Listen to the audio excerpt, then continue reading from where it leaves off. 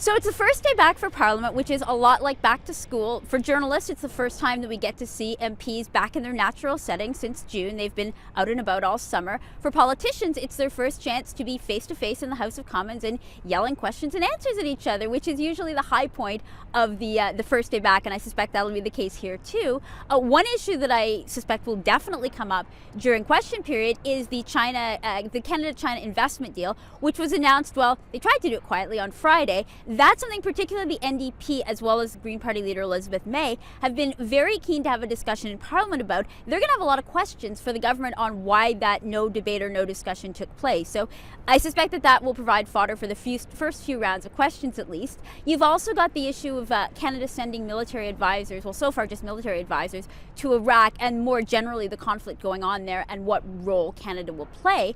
That's something that the NDP have already served notice. They're going to put forward a request for an emergency debate on that. I think that the Speaker and the government will probably be likely to go along with that, so that's something else that will probably happen during the first couple of days. On Wednesday, of course, we have the Ukrainian president who's going to be in Canada, going to be in Ottawa, and will address the House of Commons. I suspect that will go over very well with all parties, because if there's one thing they're all pretty much united on, it's that Canada has to be there for Ukraine and has to be supportive. That's something that there's not really a whole lot of light between the parties on.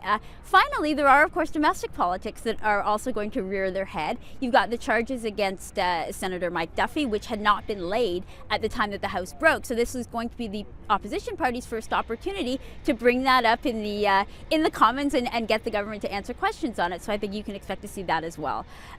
In terms of, in general, expect to see this framed as very much, this is the pre-election sitting. This is where you're going to see the strategy start to unfold, and you're going to see the politics probably get pretty wild.